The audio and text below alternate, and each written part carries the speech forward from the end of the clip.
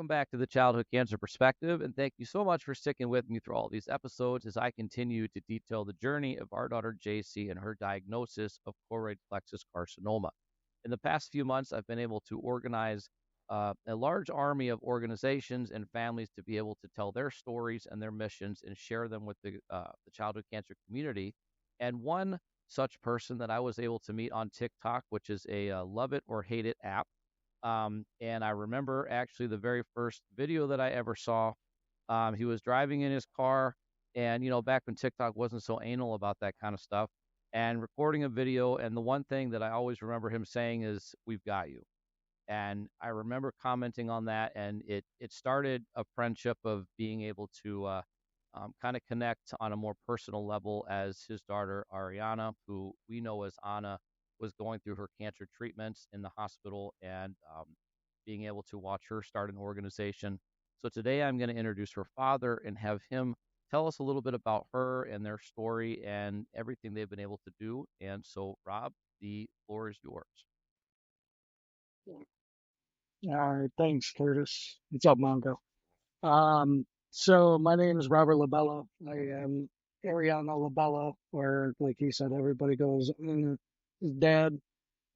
She was diagnosed with Ewing sarcoma at the age of 9, and we lost her August 2nd, 2022, from the disease.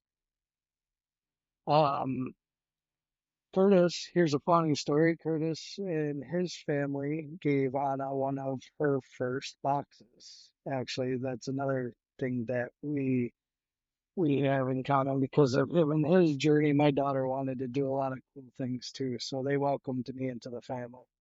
Absolutely. And this is absolutely one of the strongest, and I'm not of one of. It is the strongest community that I've ever been a part of. It's a community that nobody wants to be in, but a community that we would fight to the death for anybody part of it. And these kids are so incredibly strong and innocent. The innocence is what I think makes them so incredible because while they know what's going on, they choose to care about everybody else versus what they're going through at that time. So that's one thing that I want to hear more about. I'm also, if everybody notices, I've got Tim here, my special co-host for the episode. They also share a special relationship. There is a connection with Ewing sarcoma, but introduce yourself as well and how you're connected to this amazing, crazy family. So I'm Tim, and I'm the social media director for Battle Corn Care Packages. And much like all of us we met through social media. How I met actually Rob was he posted a video originally about wanting to do something for a veteran that was going through treatments, and long and behold, we find out his daughter was also going through it. So our connection was he was actually trying to do something for somebody else that was going through something, and friendship just blossomed from there. His daughter had a wish list, and I want to say we paid off that wish list in like 3 minutes on TikTok. Like she was actually in the hospital. Um, Two, 2 minutes and yeah, 42 seconds, if I so recall. and she was actually in the hospital at that time, and the friendship just I mean it just grew from there, and I've actually had the honor and privilege of meeting them. I got to meet Anna as part of like a Make a Wish trip in Disney. I got to hang out with her. Um, yeah, it's just yeah, and we've been friends ever since. Yeah. So So there's one thing you said, Curtis, that we were actually told when Anna first got diagnosed is welcome to the family you wish you never needed. And at first, I put my head down like, no, let's just get through this. We can beat this. Let's go. It's our problem. We'll deal with this. And how fast that changed. And it did. When you go in with the wrong mindset, and then you actually take a look. I'm not my brother who's sitting right there, Curtis. You're my other brother. I mean, you guys have been on some very, very dark, disturbing phone calls. Yeah, you know what I mean. You guys have been there more than blood. So it's well that where they say welcome to the family. That's not a lie.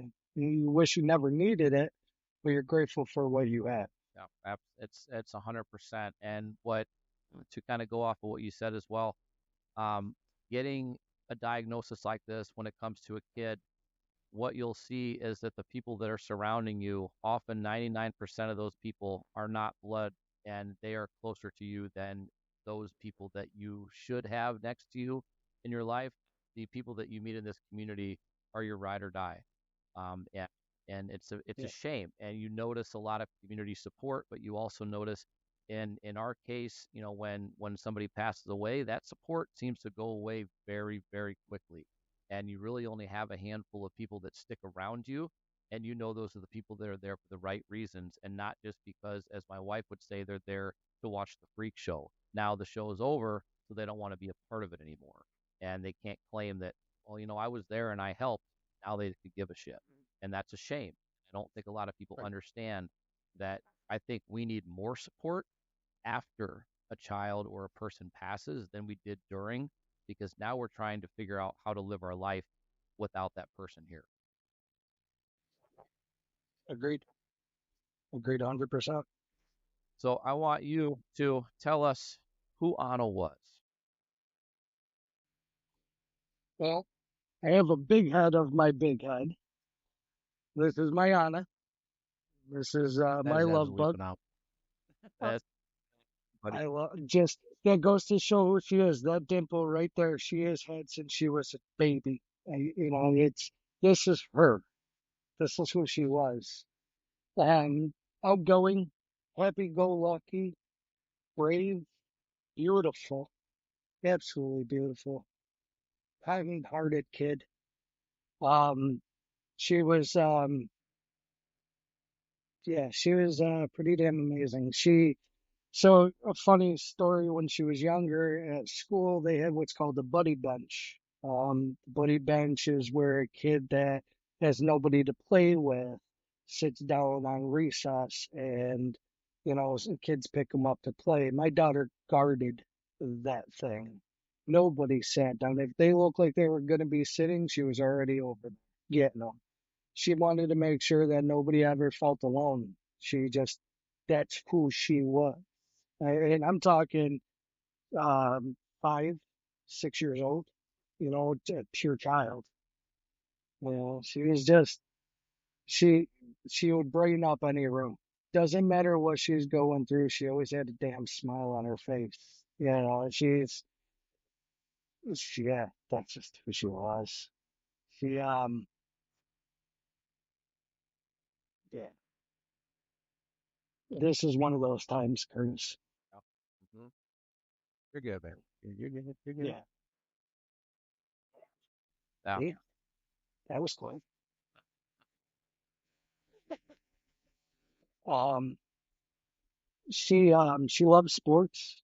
I got to be the privilege of being her soccer coach from U6 all the way to U10. That was a great experience. She was my little goalie. She she was just very outgoing. Um, Now when she hit not 8 to 9, she wanted to do softball, so she did her first year of softball.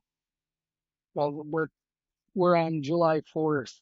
Um, um, 5 years ago, and it was actually 5 years this year. Where I had my niece over. We went to water safari on the 5th. Um, we came home. They were asleep. She comes in the room, kept crying, seeing her shin, like her calf hurt, like a Charlie horse. I'm sorry, her thigh. And told her to just calm down, relax, drink some water. She just got done doing heavy activities, and she went to a water park, running around doing slides, so thought pulled muscle. Well, next morning my wife told me to go bring her up to the emergency room just to get it checked out. You know, I took my niece with us. We were having fun. We were all horsing around. I was making the doctors and nurses laugh. I made the security guard laugh at us. You got to make it fun. They took one X-ray. They brought her back to the room. Then they pulled me into a room. The moment they did that, I knew something was wrong. Um, Um, they let us know that Albany Med is on standby with an oncology team. They wanted to give her an ambulance ride, but we had to get Carter situated, drop my niece off. We had to get things prepped, but we literally went straight from there, went to the hospital. Um, the whole time she had no idea what's going on. We weren't going to say nothing. We didn't know, so why worry her? I'm making it fun for her. We're all goofing around. They brought game systems for us. We wouldn't let the doctors into the room. If they wanted to talk to us, they pulled us out of the room. Nothing was discussed in front of her. At 9 years old, not knowing what's going on, I need her mind to be clear, you know. Um, then we met Dr. Pierce. She is very known for the Ewing sarcoma family at the hospital. Top amazing doctor. She said it could either be osteosarcoma or Ewing sarcoma, and just let us know that either way it's going to be a long road, but it can be beneficial. And on July 8th, 5 years ago, we got told she got diagnosed with Ewing sarcoma. She had a softball sized tumor on the inside of her pelvic bone. So, for those who don't know about Ewing sarcoma, it's a rare aggressive bone cancer. Could either metastasize or localize. Localize being in one specific area. There is no treatment. There's only prolongment. Um, the last time anything was ever introduced for the Ewing sarcoma family was for a grown ass man about my size, and I'm not a small guy, and they dumbed it down for a child. Um, Dr. Pierce, though, she was very optimistic. We did radiation, we did chemo. Um, to go more into depth about Anna, when she just did her first 5 day stay of chemo, she literally just got done losing her hair. And that is, Curtis knows that happens very quickly after treatment. Um, she was gifted a chemo bag, and she was so enlightened, and all she wanted to do was make chemo bags for other kids. In her situation, now we're talking less than a week of treatment going through this herself. She wanted to do this for other kids. Dr. Pierce, we have a campground called the Triple H Campground. It's a medical facility campground for kids that normally can't do things. They find a way to make it happen. Um, they had extra funding, so Dr. Pierce got with us and her volunteers, and they asked Anna what they would want in them, and she made a list, and they went out and got it without her knowing about it. Sicker than a dog, she has chemo bags hung up. They brought pizza, so over in our unit, right next door to the child oncology department, the D7 unit, they have a Ronald McDonald family house. It's not a natural house, it's just a rest area for Ronald McDonald families. They allowed us to have in there everything. Did a pizza party, sick as hell. I mean, really sick. Her platelets dropped. The next day, she actually got transfusions. Um, Hanging with her chemo bag hanging, she made 25 chemo bags, and every single chemo bag had her own little special note inside. None of us got to see what they were. She put them inside every single one of the bags, and she had the biggest smile on her face. And when I tell you sick, she was getting sick in it, but still, no lie. This is very graphic, but she still had the drool from the puke and smiling because we just got done setting it up. And she got to turn her head and saw all the bags. And they blew up from there. And she actually started on a Sunflower Warriors because of stuff like that. But that's who she was. She was just an inspiration.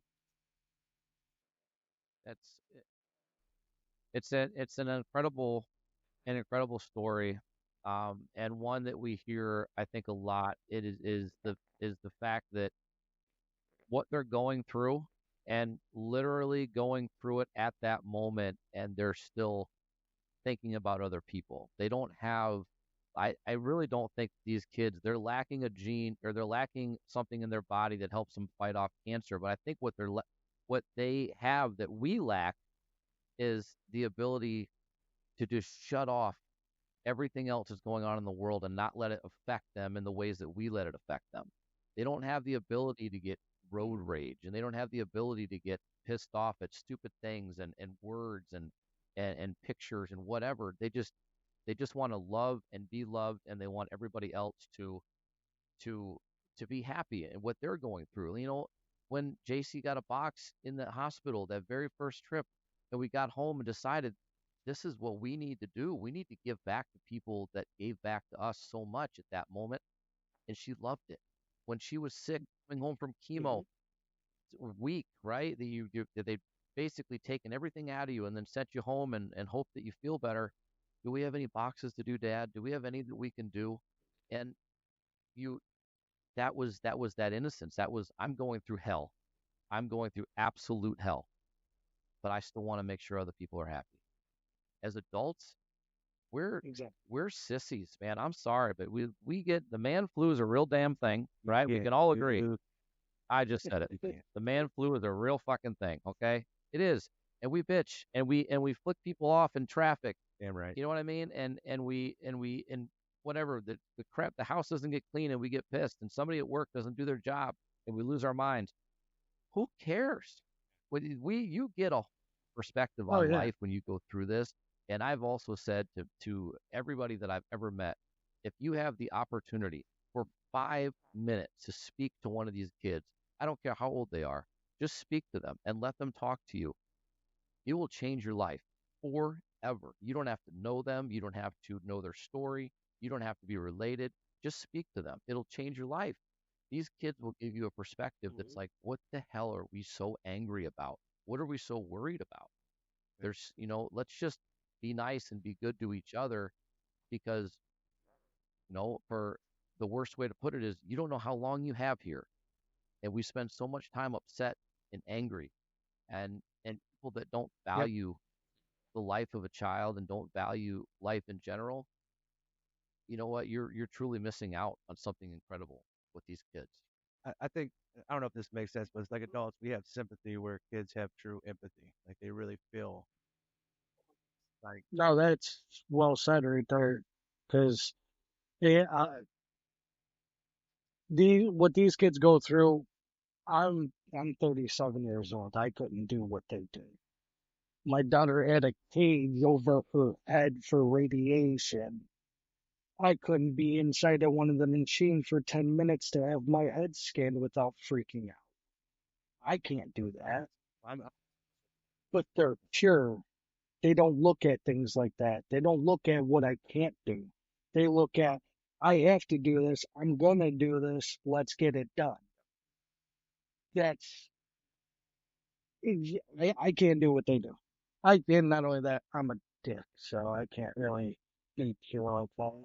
No, it's incredible what we place value on as adults, and what we place value over things that are important.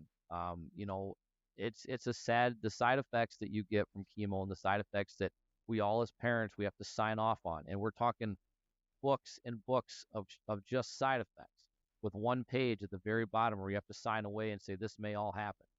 And a lot of them are, what, your hair is going to fall out, you may not be able to have kids, you could lose your vision, you could lose your hearing, cognitive delays, all this kind of stuff. When JC's hair fell out, her answer to that was, well, at least I don't have to brush it anymore.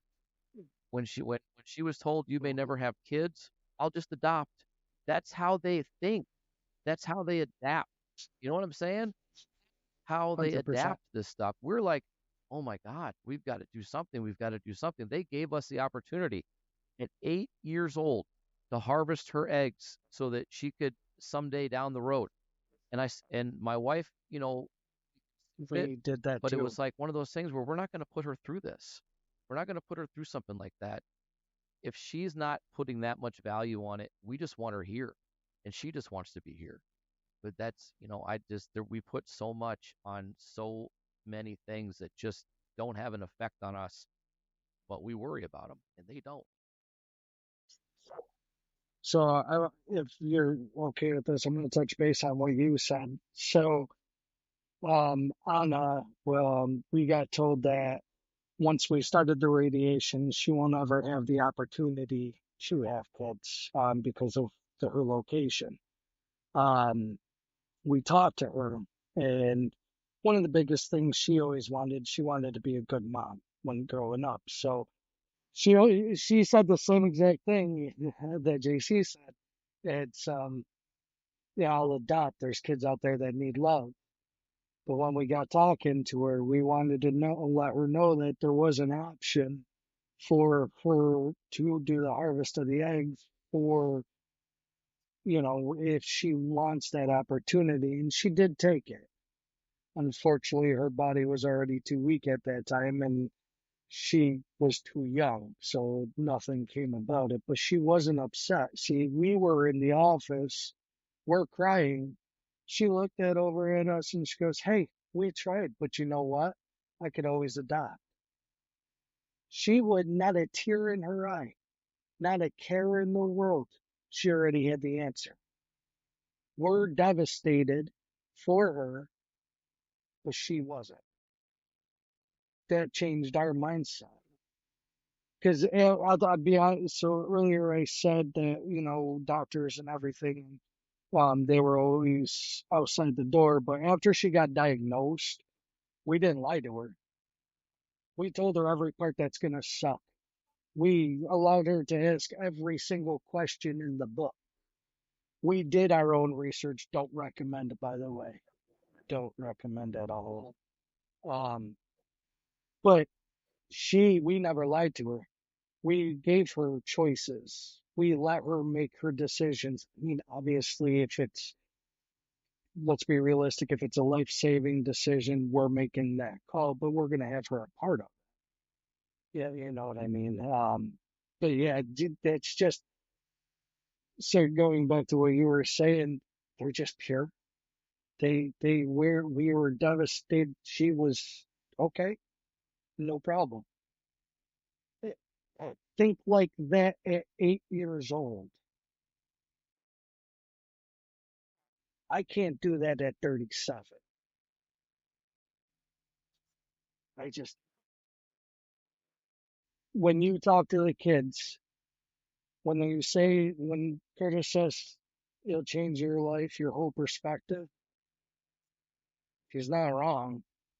The things that used to irritate me, I don't care. I'm not afraid of anything except for heights, fat guy that belong on ground. Agreed. But besides that, I'm not afraid of anything in life. I've already experienced my hell. I've already watched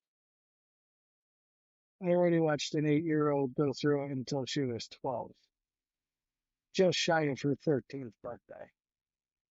Nothing fears me. I've already been through it. But these kids, though, man, it's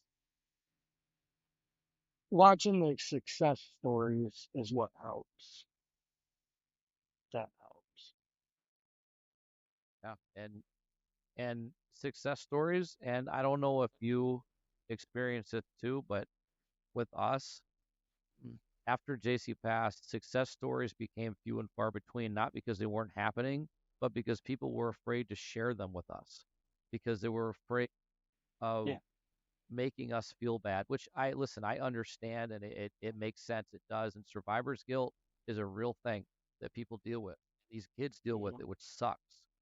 And we've had to talk to people and say, listen, you shouldn't feel bad for surviving. You shouldn't feel bad for these victories, and we want you to celebrate these victories, because when you celebrate them, it means that there is progress. It means that there is hope. And yes, our daughters are not here with us anymore, but they are. You know what I mean? They're not physically here. We won't get to see them grow up, and we won't get to see all the amazing things that we know they would have accomplished. But I truly feel in my heart that our daughters are contributing to these other warriors continuing to move forward. And they're there with them, holding their hands and making sure that they're okay.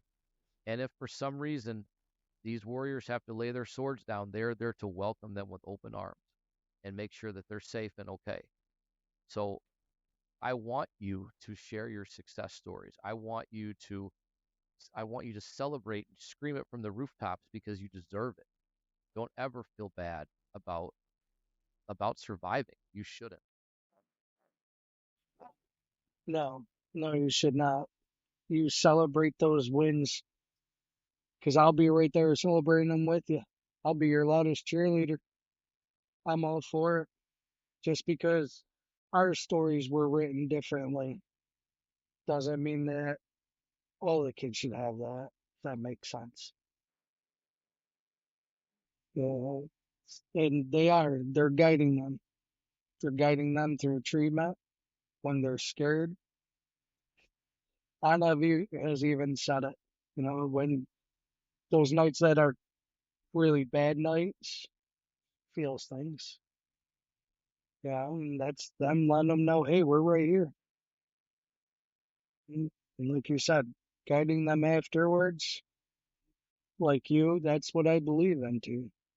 My daughter had to be taken from me for a good reason, and the only other reason I could come up with is to help other kids guide and go there.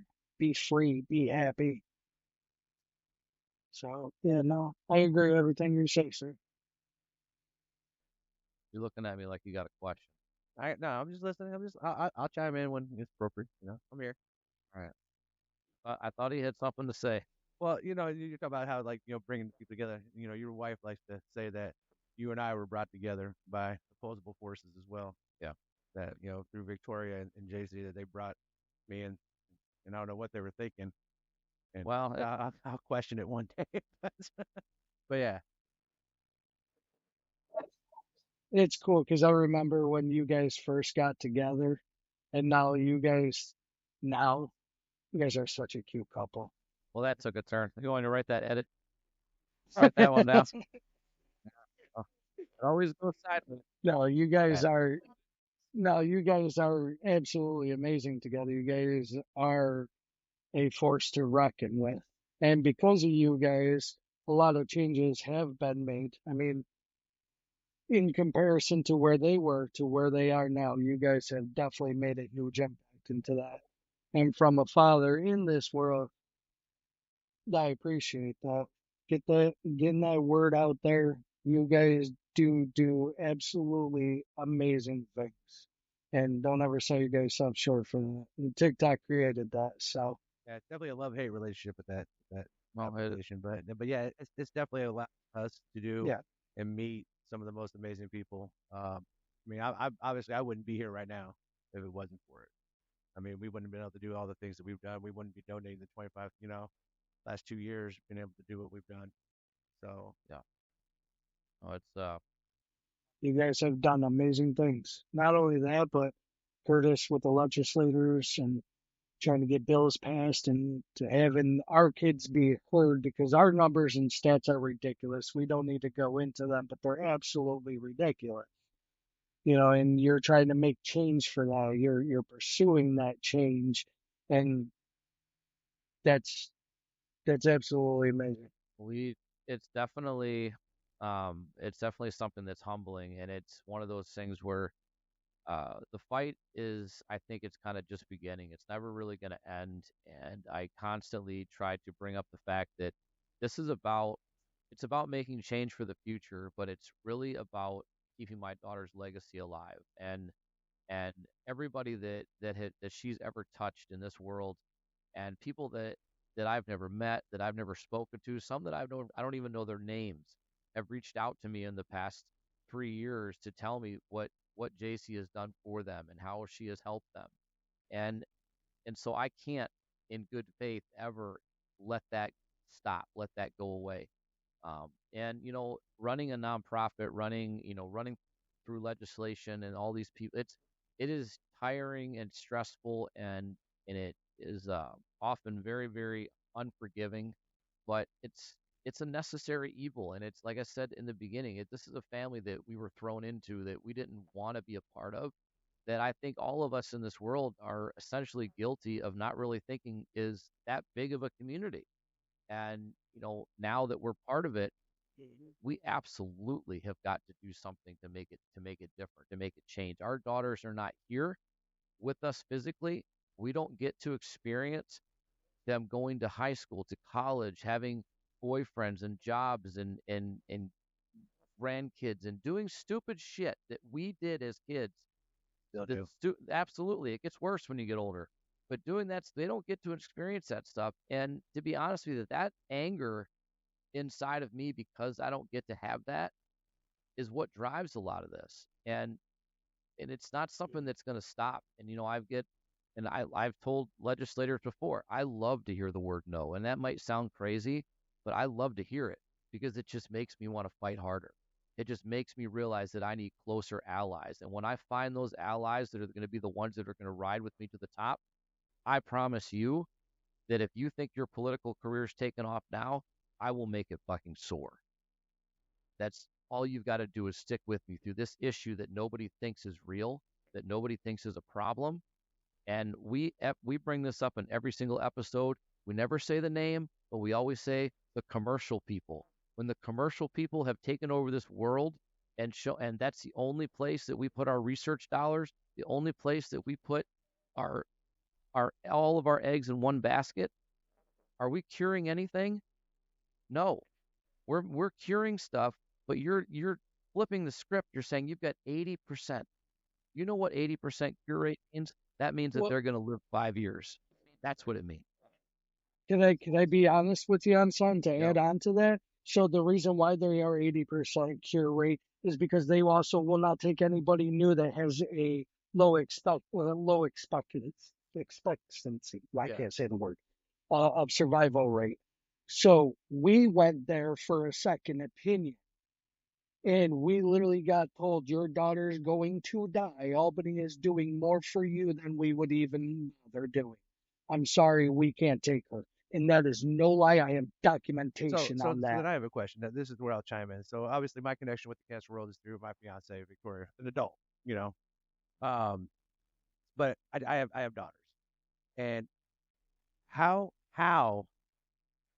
do you sit there and if somebody says that, like, my first knee jerk reaction, and even as an adult, when those doctors were in there with Victoria, like, I mean, I tried to get, I mean, it is what it is. How do you attain? Like, how does that make you feel as you're being sit there and you're being told that, look, we're not gonna do anything. There's nothing like that's we're not even gonna try because how? That's right. Real question. There you go. Well, so Cure I'll rate. tell you exactly. We didn't have a personal experience with them, but I will tell you that it's the same as um, when JC was having a lot of problems towards the end. She was unable to swallow. She couldn't speak to us anymore.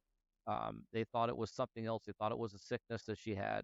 And so what they did instead of fixing it is they life flighted us, $45,000 45-minute life flight to Milwaukee to tell us there was nothing more they could do. To sit in a room with a doctor and about 6 nurses essentially blocking the door with my wife and I and showing us on the screen, well, you can see that it's starting to spread. There's nothing more we can do. Why the fuck are we here? You could have told me that when we were home. You could have told me that when we were at this other hospital that was only 30 minutes from my house and not 2 hours. You could have told us that. So, to be honest with you, the only reason why that doctor didn't get picked up by his face is because I was in shock. I was in absolute shock. And that my wife, Trish, had got up and walked out of the room because she doesn't show emotions a lot. She really doesn't. And when it hits her like that, she got up and walked out of the room. And I sat there in shock. And not a lot of words came out. And the only thing I was able to say is, we're taking her home. or signing her out or taking her home. That was it. The shock was the only thing that stopped anything bad from happening.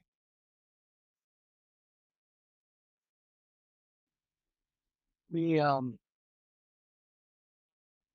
I remember getting the news. Um, to this day, the hardest part was having to sign a DNR for your child. No parent should ever have to do that. We so we got news that um sorry. So Anna, after her first round, had good success. We got told, you know, there's no evidence of disease. It's not cured, but NED for us is a big win. Well, 3 months later, she was complaining that her knee was hurting her, and they only wanted to scan the original site. And I threw a stink. No, I need the knee scanned. And I literally put up such a hassle that security, everybody else was coming there. I was bouncing between oncology and the bone experts. I told them I wasn't leaving there until I got scanned, her knee scanned. Um, they couldn't do it that day, but got me in first thing in the next morning. So I drove all the way back up to Albany. It's an hour and 20 minutes from my house. Got up, scanned, sure as shit. She had multiple lesions. So then we did a PET scan. And Mongo, you were actually on the phone the day I got the results. Um, she had them in her skull and her back and her knees and on her arms. So I'm metastasized. We got told that, hey, time to spend time with her. So I like to go out on FMLA. So actually before that, I apologize. We did a Disney trip. Got to go with. Um, um, So we did the whole Disney trip, magical time.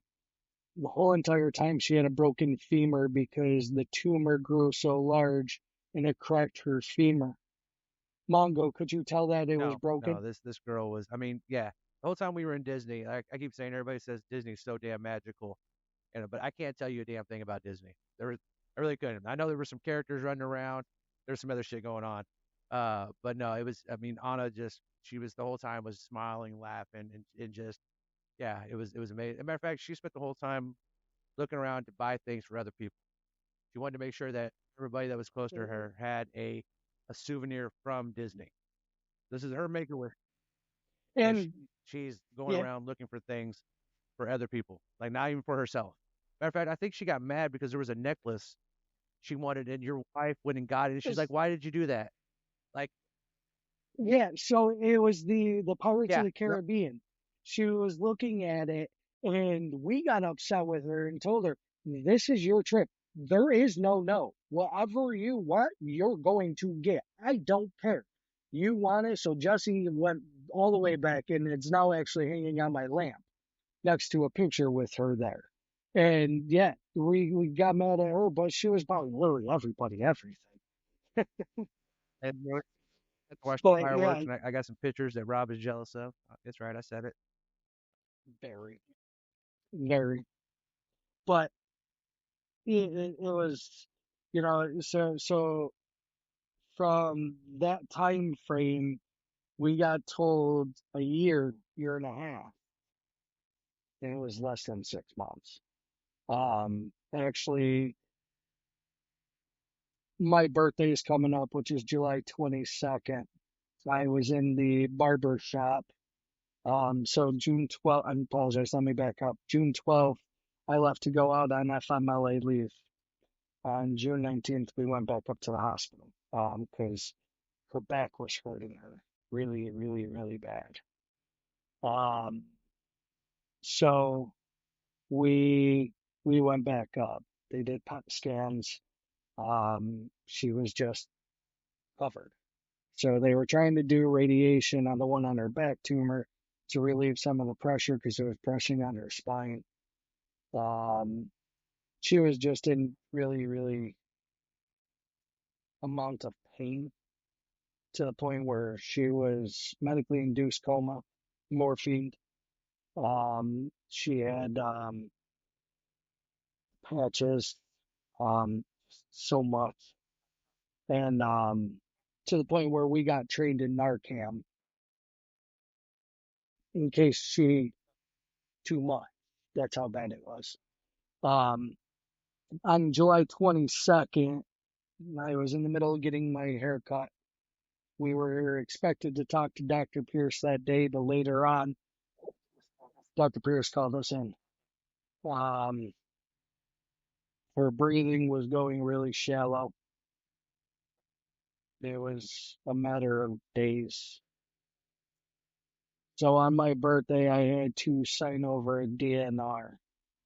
We were going to go tell her afterwards what had happened, but so weak to the point where she couldn't move, barely kept her eyes open. Okay, barely kept her open. She got her child life specialist to decorate her room for me. Her card sitting right there. And she decorated her room. She was more worried about that. So we couldn't obviously tell her. So on July 23rd, we told her.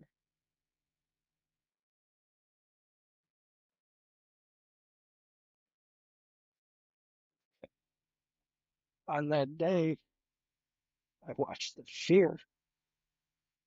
It, it,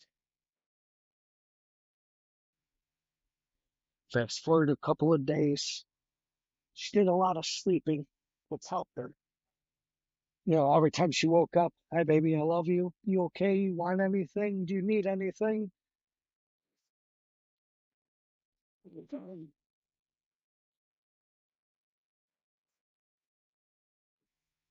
She she had a really shallow breathing to the point where they had a cross nurse in. And she snapped out of it in the fear I saw was something that's burned into my brain. I'll never forget that. We thought I was going to lose her that day. We wanted to bring her home. We were talking with the doctor, and you know, you still have hope. Even when the doctor is telling you things, you still have hope. So I told her I wanted to bring her home. You know, we'll watch movies. I know what's going to happen. We're going home on hospice. I'm stupid, but I want my kid to feel that positive that she always is.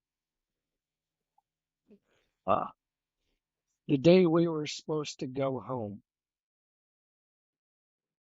um, we were doing a hand mold. So we were going to do a family hand mold. She did one of her and her brother. And she wasn't coherent, but she was coherent. She was responsive to me. I asked her if it's gooey. She shook her head. Yeah. Is it cold? Yeah. Are you uncomfortable? No. You know I love you, right? Yeah. Yeah. Um, so hospice was supposed to show up at 10:30. So we're trying to rushing get this the hand mold, and as we were getting everything prepped, doctor came in, said she's not gonna make it. She's not gonna make it. And said it was at any time. We all grabbed her hand to do this hand mold.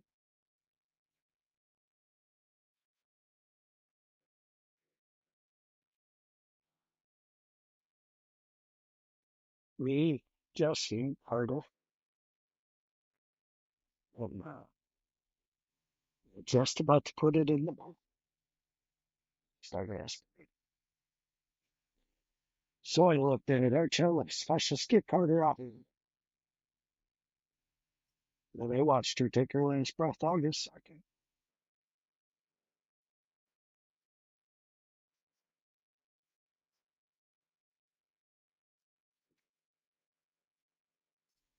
But from the time of all that enjoyment, Mongo, I mean, you got to admit, we had an absolute amazing time Oh, yeah. I in mean, Florida. you and I are Mark. Not only am I tattooed with you, Curtis. You and I have some funny tattoo, but me and him as well. We went and got matching sunflower tattoos because Anna with Ewing sarcoma, Victoria, she Ewing sarcoma.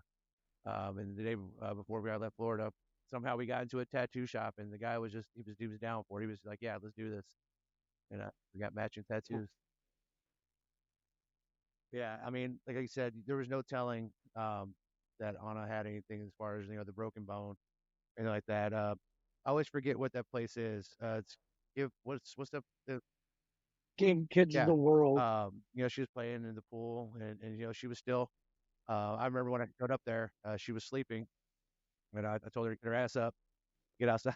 She came outside, and she was out walking Yeah. around. I mean, she's just just as normal as if as could be. Like you wouldn't really think, short of if I would say that if she didn't have the spot on her head from the rate from that there was no indication that there was anything going on with her because she was just smiling, happy go lucky, like just wanted to just do anything and everything, and just I mean yeah, being around her just made you yeah yeah there it is yeah I mean There it is. she It's oh yeah contagious. um yeah she had this aura to her that just let you know that everything was going to be all right.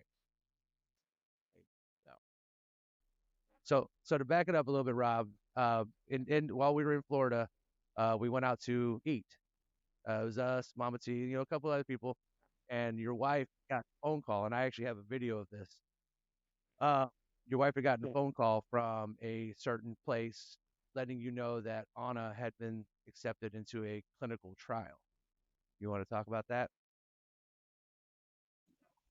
So before, so we'll back it all the way up. On the day of the Disney trip, um, we were trying to get into a clinical trial at Sloan Kettering, Kettering. Um, it's to attack the the DNA sequence because Ewing sarcoma, the reason why it's not curable is because the body thinks it's a once the chemo does its job on the tumor, the body's trying to rebuild that tumor, so they think it's part of the DNA sequence. So it's an enzyme that wraps it, encases it, so it basically stops it. It showed some positive things to it. We got the phone call then that, hey, you're going to be able to do this. We were so excited, positive, like this is our ticket. This is what's going to do it. If anybody could do it, it's her. She could do this. Then when we had to redo the PET scan, how fast that got taken away from us. They said that they can't risk the number outcome because of her condition. Already basically telling us she's too far gone before weekend.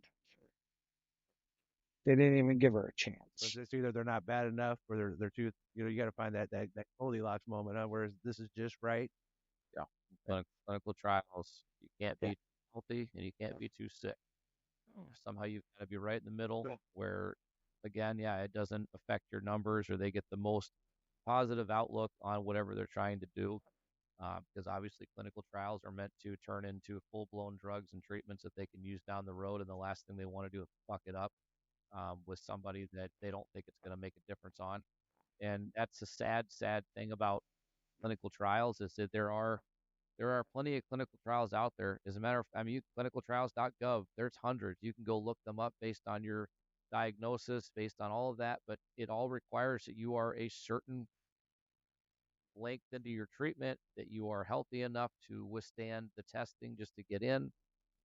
Clinical trials are kind of like cancer, are like a real fickle bitch. There's no there is a sweet spot that you want to be a part of, but and even as parents going through this kind of stuff or anything like that, you see a small window of hope. You're taking that small window of hope, um, understanding that the drugs are not yet approved, or the cocktail is not yet approved, and you're taking part in something that has shown positive outcomes and things like that. But you've got to be in just It's yeah, it false hope. absolutely is.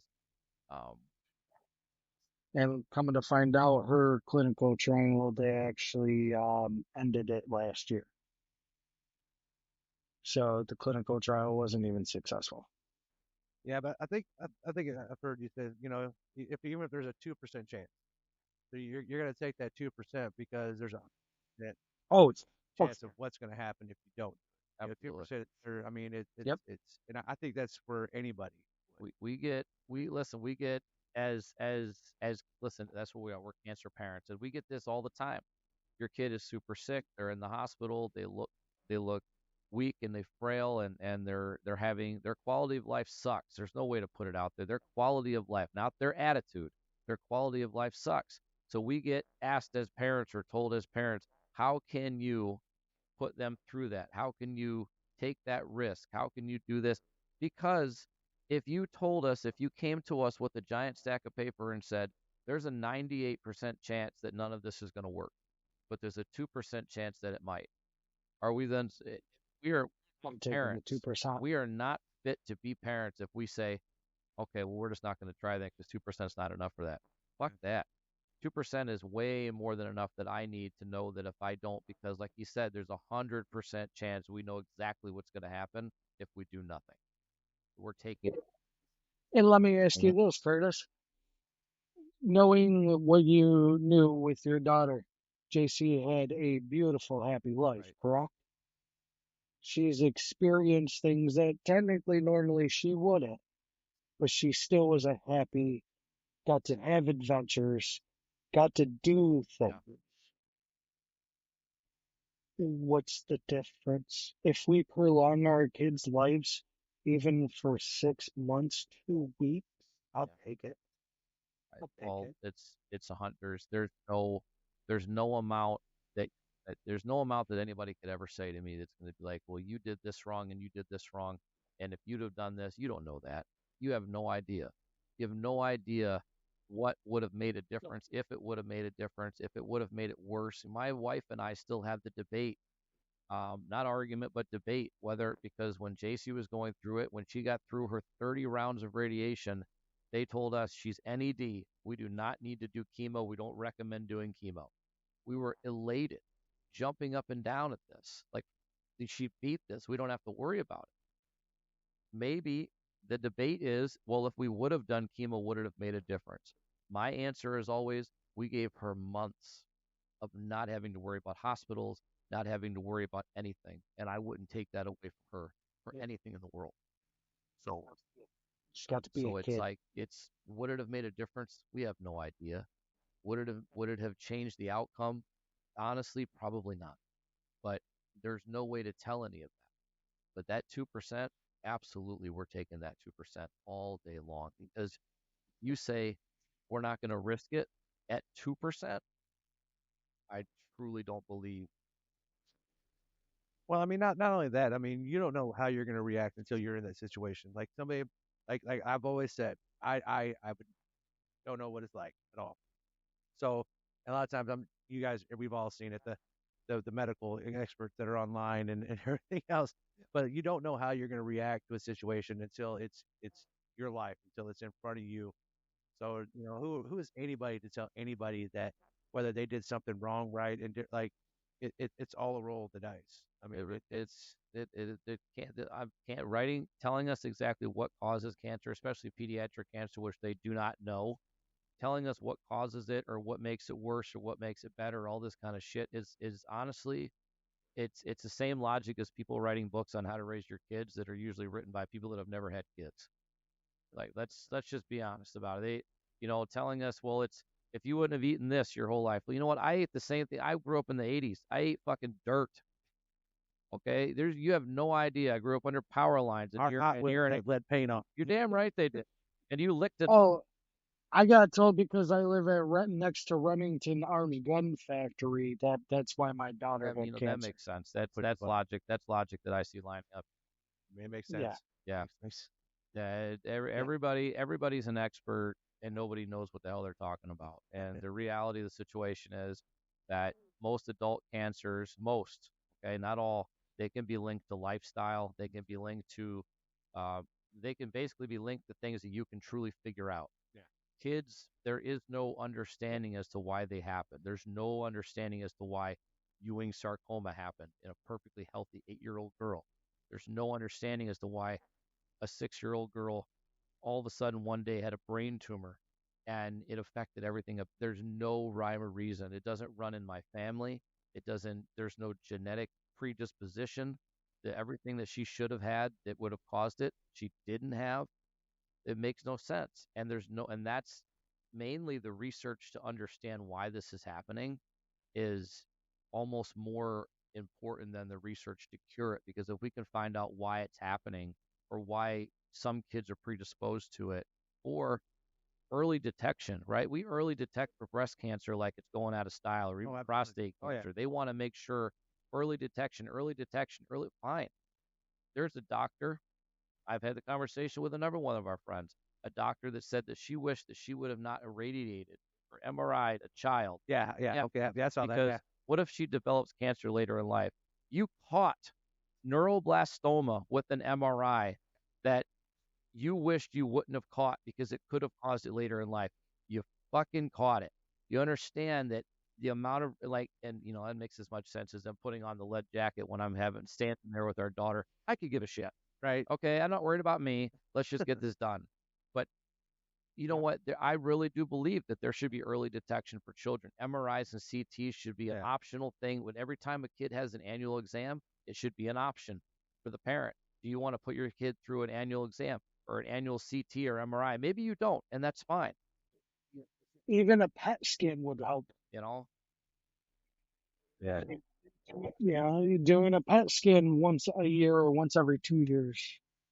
Yeah, it's a little bit more intense, but That was probably a rare case where nothing had to be done, and it kind of the issue it resolved itself. But she was, I was blown away by that. And that's because that's the logic saying that, well, because it happened to them, it'll happen to somebody else. And the reality is that there are no two circumstances that are the right. Anna and Victoria, two different circumstances, different ages, different locations in the world, different lifestyles, whatever, different family histories. Everything is different, but yet same thing, same disease, right? You know, the only thing that was probably the same between a 30-year-old woman and a 8-year-old kid, the treatments. I guarantee you, but Anna's treatments next to Victoria's, I bet you they'll line up. And that there's the only difference is maybe they watered it down, maybe they didn't. Right. But the actual treatments are exactly the same. And honestly, it's when they give it to kids, I think the only difference is that they stretch it out over time. It's like a 12-hour drip into your arm versus going in within a couple hours. I think it's drained, it stretches out. The difference is we never saw everybody that we've ever met that's had JC's type of cancer. I have never seen two protocols exactly the same, never once. And that's part of the issue too, is that uh, we're not seeing the doctors that are supposed to be working for the greater good. And listen, a lot of them are really good, but some of them I think have gone off the beaten path, and they don't want to share that information. They want credit when things go great, but they sure as hell don't want to talk about it if it went wrong. No. And they don't want to give, and the options, if you as a parent give an option to a doctor, they almost feel like you're stepping on their toes, like they feel insulted that you would have found research that they didn't know about. And it's yeah, I I'm very fortunate with our doctor. Pierce. She's actually number 2 in the world for Ewing sarcoma. Before I even met her, that's why I always said don't do research. I did so much research. I did 2 pages back to back of just questions. And what was really cool is before I even met her, she gave the nurse my answers to all the questions in her research paperwork with a sticky note on top. It says, I don't recommend doing your own, but here's what I would use. And she gave it to me. So I got our doctor, I got very blessed with. We were stupid close with. So it is all situational, unfortunately.